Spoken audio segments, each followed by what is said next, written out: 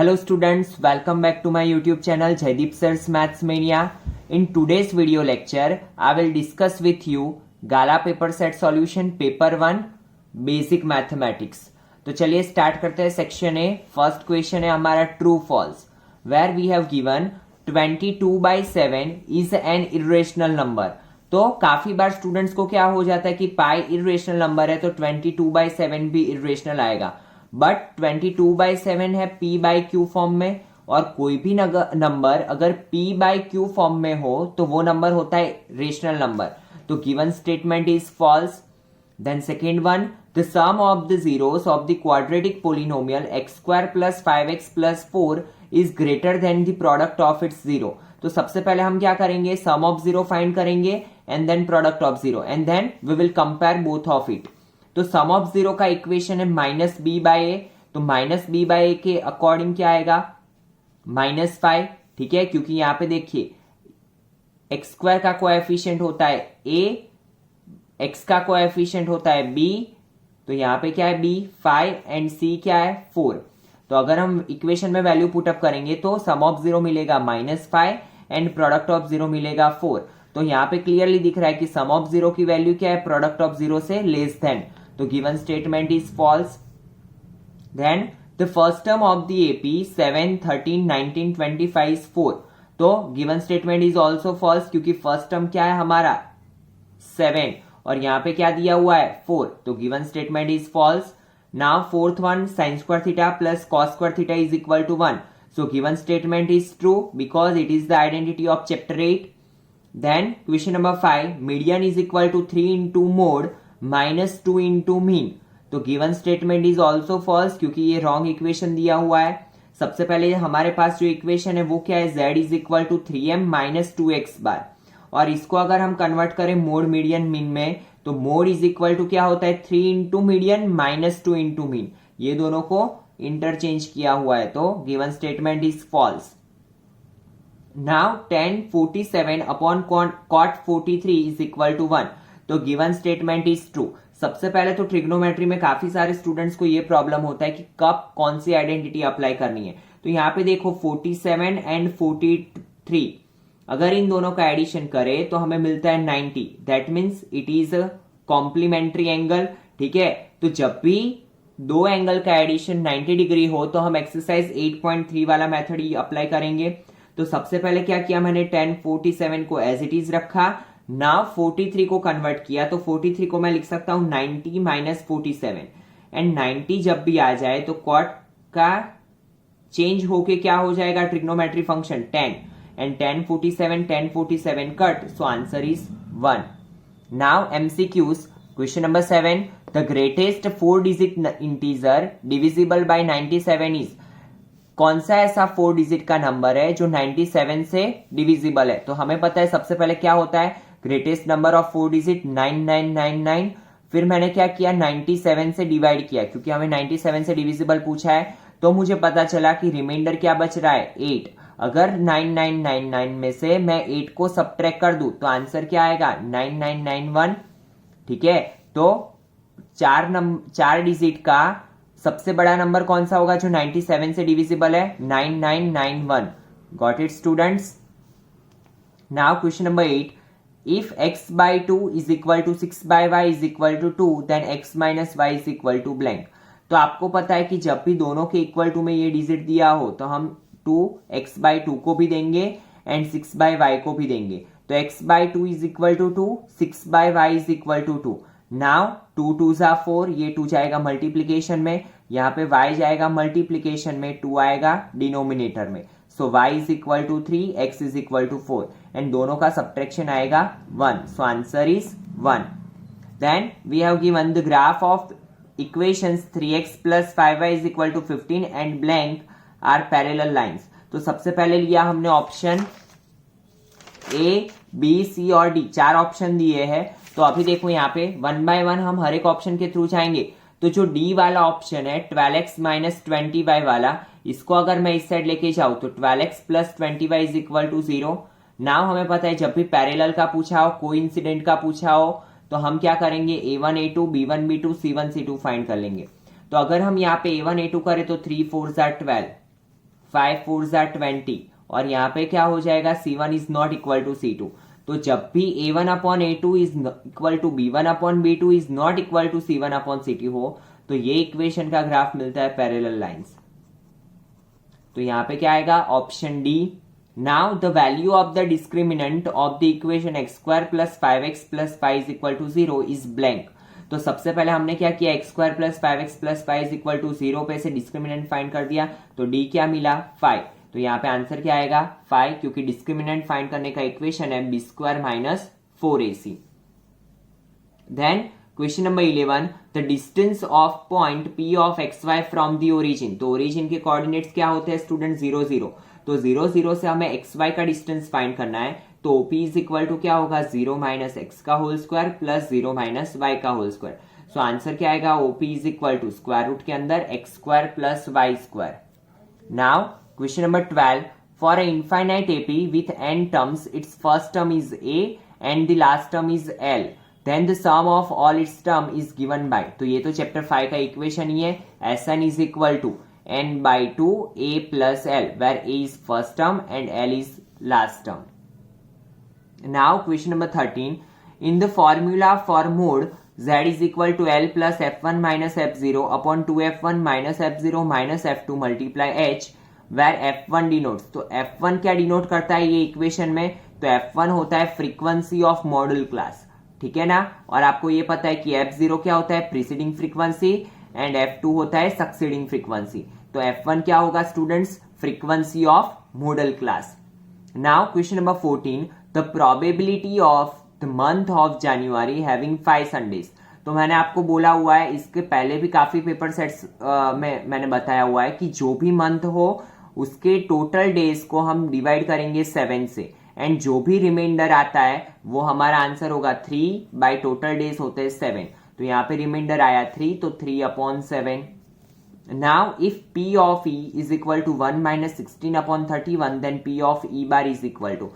तो ये तो बहुत ही ईजी है क्योंकि हमारे पास इक्वेशन है p of e plus p of e bar is equal to 1 where p of e को हम क्या लिख सकते हैं 1 minus p of e bar. तो ऑब्वियसली ये क्या हुआ हमारा p of e bar. Now question number 16 the probability of a leap year having 53 Sundays is blank. तो अभी देखो स्टूडेंट्स यहाँ पे हमें क्या पूछा है कि लीप ईयर में 53 संडे होने की प्रोबेबिलिटी।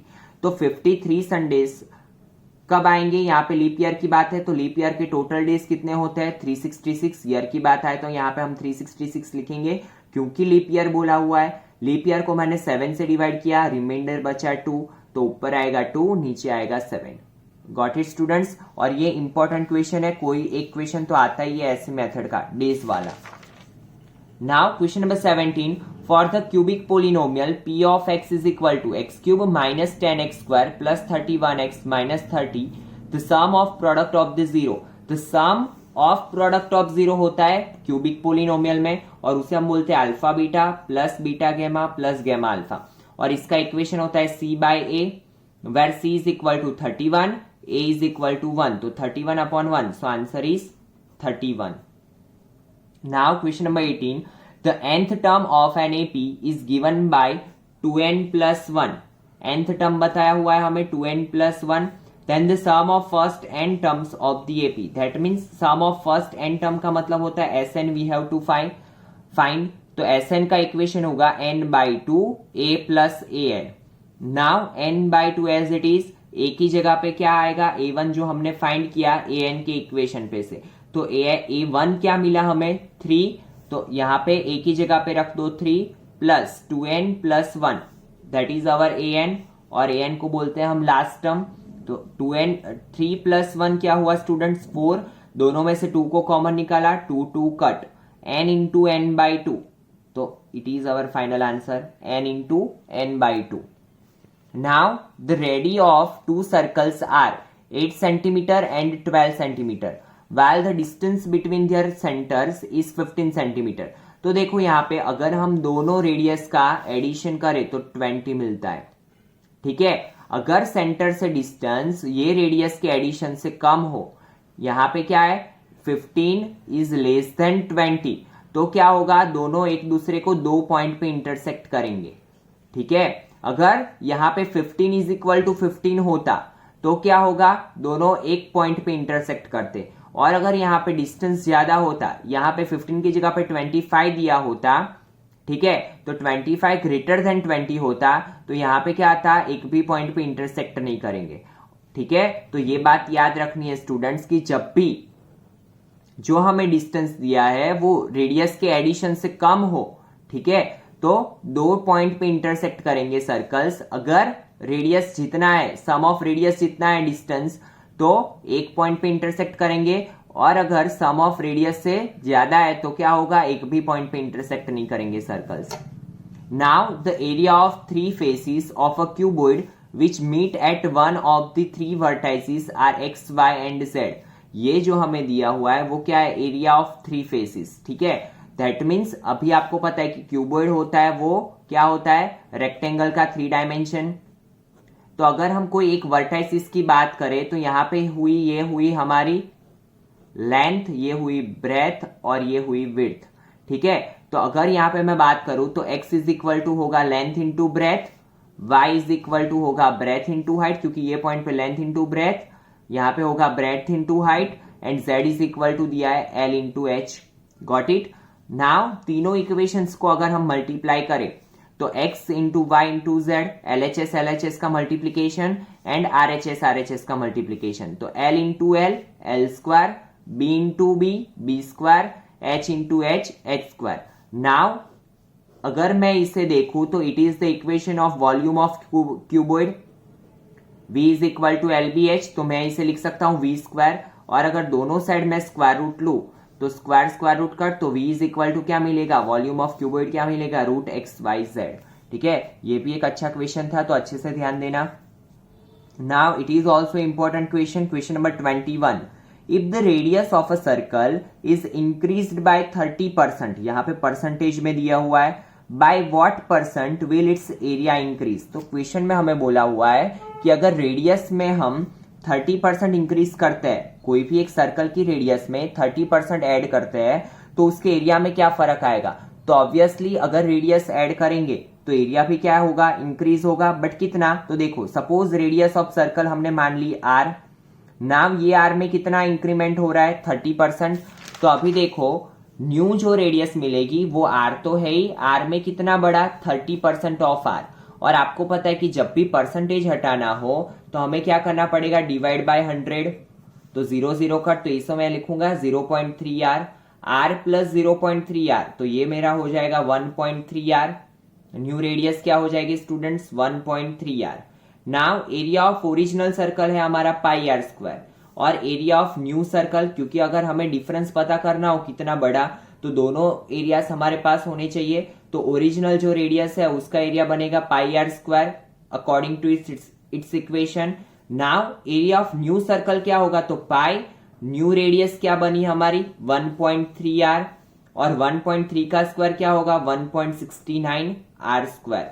1.3 मल्टीप्लाई 1.3 करोगे तो क्या बनेगा 1.69। नाउ इंक्रीज्ड एरिया फाइंड करना है हमें, तो pi 1.69r square minus pi r square, बड़े वाले एरिया में से छोटा वाला एरिया सबट्रैक्ट किया, 1 पाई आर स्क्वायर दोनों में से कॉमन, तो बचा क्या 1.69 माइनस 1, तो इट इज 0.69। और अगर इसको मुझे परसेंटेज में कन्वर्ट करना हो तो मुझे क्या करना पड़ेगा, मल्टीप्लाई 100, तो ये परसेंटेज में कन्वर्ट हो जाएगा। So answer is 69%। Now question number 22, the volume of each of two cube is 8 centimetre cube.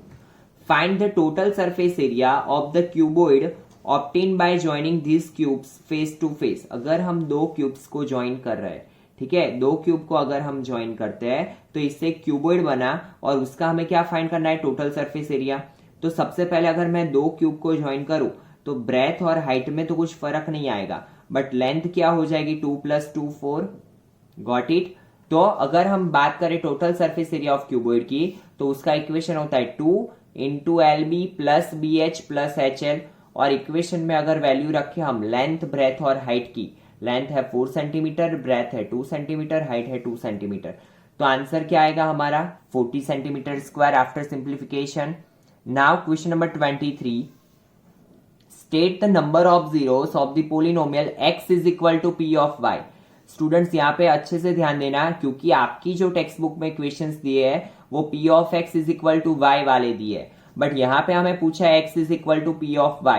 तो एक चीज याद रखनी है आपको कि राइट हैंड साइड पे जो भी वेरिएबल दिया हो वो लाइन पे हम चेक करेंगे कि ग्राफ कहाँ पे इंटरसेक्ट कर रहा है। Got it? तो यहाँ पे देखो x is equal to p of y में y एक्स पे कहाँ पे इंटरसेक्ट कर रहा है, 1 2 3 एंड 4 पॉइंट्स पे।